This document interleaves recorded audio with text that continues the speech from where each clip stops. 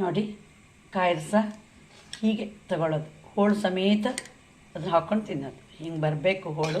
ಈ ಹಾಗಲಕಾಯಿ ಹೋಳುಗಳು ಸಹಿತ ಕಹಿ ಬರಲ್ಲ, ಅಷ್ಟು ಟೇಸ್ಟ್ ಬರುತ್ತೆ. ನಮಸ್ಕಾರ. ಹಾಗಲಕಾಯಿ ಕಾಯಿ ರಸ ಹೇಗೆ ಮಾಡೋದು ಅಂತ ನಾನು ತೋರಿಸ್ಕೊಡ್ತೀನಿ ಬನ್ನಿ. ಸ್ವಲ್ಪ ಎಳೆದಾಗಿರೋ 2 ಹಾಗಲಕಾಯಿನ ತಗೊಂಡಿದ್ದೀನಿ. ಈಗ ಹೆಚ್ಚೋಣ. ಹಾಗಲಕಾಯಿನ 4 ಭಾಗ ಮಾಡ್ಕೊಂಡಿದ್ದೀನಿ. ತಿರುಳು ಮತ್ತು ಬೀಜವನ್ನು ತೆಗೆದಿದ್ದೀನಿ.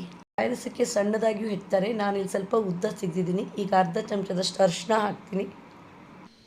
ಹುಣಸೆ ಹಣ್ಣಿನ ರಸ ಹಾಕ್ಬೋದು. ನಾನಿಲ್ಲಿ ವಾಟಿ ಹುಳಿ ಪುಡಿ ಅರ್ಧ ಸ್ಪೂನ್ ಹಾಕ್ತೀನಿ. ಅರ್ಧ ಸ್ಪೂನು ಉಪ್ಪು ಹಾಕ್ತೀನಿ. ಈಗ ಒಂದ್ಸರಿ ಎಲ್ಲ ಮಿಕ್ಸ್ ಮಾಡೋಣ. ಚಮಚಕ್ಕಿಂತ ಕೈಯಲ್ಲಿ ಕಲಿಸಿದ್ರೆ ಈಗ ಚೆನ್ನಾಗಿ ಮಿಕ್ಸ್ ಆಗೋದು. 4 ಗಂಟೆ ಕಾಲ ಹೀಗೆ ಇಡೋಣ. ಒಂದು ಪ್ಲೇಟ್ ಮುಚ್ಚೋಣ. ಹೆಚ್ಚಿಟ್ಟು 4 ಗಂಟೆ ಆಗಿದೆ. ಈಗ ಇದನ್ನು ಹಿಂಡೋಣ.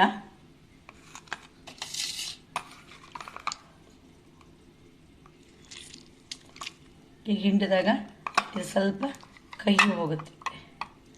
ಕಹಿ ಇದ್ದರೆ ಕೆಲವರು ತಿನ್ನೋದೇ ಇಲ್ಲ. ಉಪ್ಪು ಹುಳಿ ಅರಿಶಿನದ ಜೊತೆ ನೋಡಿ ಕಹಿ ಅಂಶ ಅಷ್ಟು ಹೊರಗೆ ಬರುತ್ತೆ. ಈಗ ನಾನು ಹೋಳು ರೆಡಿ ಮಾಡಿ ಇಟ್ಕೊಂಡಿದ್ದೀನಿ. ಒಲೆ ಮೇಲೆ ಬಾಣಲೆ ಇಟ್ಟಿದ್ದೀನಿ. 2 ಸ್ಪೂನ್ ಕೊಬ್ಬರಿ ಎಣ್ಣೆ ಹಾಕಿದ್ದೀನಿ. ಕಾಯಿ ರಸಕ್ಕೆ ಯಾವಾಗಲೂ ಕೊಬ್ಬರಿ ಎಣ್ಣೆ ಜಾಸ್ತಿ ಬೇಕು.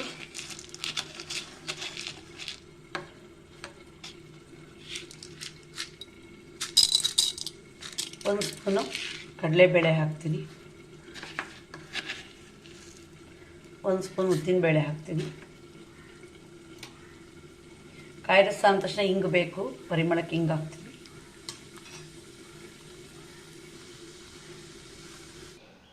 ಒಂದು ಸ್ಪೂನು ಸಾಸಿವೆ ಕಾಳು ಹಾಕೋಣ. ನಾನು 1/4 ಸ್ಪೂನಷ್ಟು ಅರಿಶಿನ ಹಾಕ್ತೀನಿ, ಯಾಕಂದರೆ ಅರಿಶಿನ ಹಾಕಿದ್ದೀನಿ ನಾನು ಊಡಕ್ಕೆ. ಈಗ ಹೋಳು ಮತ್ತು ಜೊತೆ ಕರಿಬೇವು ಹಾಕಿದ್ದೀನಿ. ಹಾಗಲಕಾಯಿ ಕಾಯಿ ರಸಕ್ಕೆ ಈ ಉದ್ದ ಸಿಗಿದ್ರೂ ಒಂಥರ ಟೇಸ್ಟ್ ಇರುತ್ತೆ. ಸಣ್ಣನೂ ಇರ್ತಾರೆ. ಸ್ವಲ್ಪ ಫ್ರೈ ಆಗಲಿ ಚೆನ್ನಾಗಿ. ಸ್ವಲ್ಪ ಬಾಡಿದೆ. ಈಗ ನಾನು ಹುಣಸೆ ರಸ ಹಾಕ್ತೀನಿ. ದಪ್ಪ ಜ್ಯೂಸಿಟ್ಕೊಂಡಿದ್ದೀನಿ 2 ಸ್ಪೂನು. ಹಾಗಲಕಾಯಿ ಯಾವಾಗಲೂ ಹುಣಸೆ ರಸದ ಜೊತೆ ಸ್ವಲ್ಪ ಕುದಿಬೇಕು. ಈಗ ನಾನು ಹೋಳಿನ ರುಚಿಗಾಗಷ್ಟು ಮಾತ್ರ ಉಪ್ಪು ಹಾಕ್ತೀನಿ. ಕಲ್ಲುಪ್ಪು ಹಾಕಬೇಕು, ಯಾವಾಗಲೂ ಅಡುಗೆಗೆ ರುಚಿ.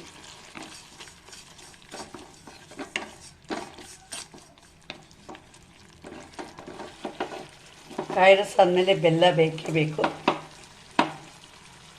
ನಾನು 2 ಸ್ಪೂನಷ್ಟು ಬೆಲ್ಲ ಹಾಕ್ತೀನಿ. ಮಿಕ್ಸ್ ಮಾಡೋಣ.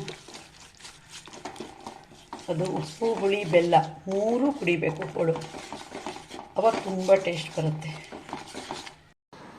ಈಗ ಹೋಳುಗಳು ಬೆಂದಿದೆ. ಕಾಯಿ ರಸದ ಪೌಡ್ರ್ ಹಾಕೋಣ.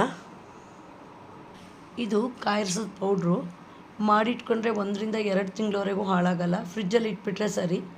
ನನ್ನ ಯೂಟ್ಯೂಬ್ ಚಾನಲಲ್ಲಿ ಕಾಯಿ ರಸದ ಪೌಡ್ರ್ ಅಂತಲೇ ವಿಡಿಯೋ ಹಾಕಿದ್ದೀನಿ, ನೀವು ಫಾಲೋ ಮಾಡಿ. 2 ಸ್ಪೂನಷ್ಟು ಕಾಯಿ ರಸದ ಪುಡಿ ಹಾಕ್ತೀನಿ. ಚೆನ್ನಾಗಿ ಮಿಕ್ಸ್ ಮಾಡೋಣ.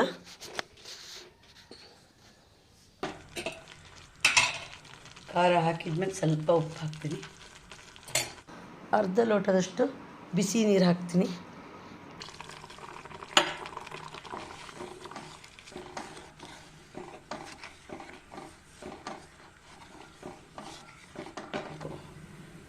ನೋಡಿ, ಈಗ ಕೊತ್ತಂಬರಿ ಸೊಪ್ಪು ಉದುರಿಸ್ತೀನಿ.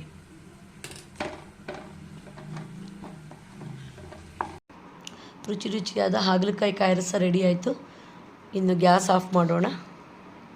ಹಾಗಲಕಾಯಿ ಕಾಯಿ ರಸ ಹಾಗೆ ಅನ್ನಕ್ಕೆ ಕಲಿಸ್ಕೊಳ್ಳೋಕ್ಕೂ ಬರುತ್ತೆ, ಮೊಸರನ್ನಕ್ಕೆ ನಂಚ್ಕೊಬೋದು, ಅಕ್ಕಿ ರೊಟ್ಟಿಗೆ ತುಂಬ ಚೆನ್ನಾಗಿರುತ್ತೆ.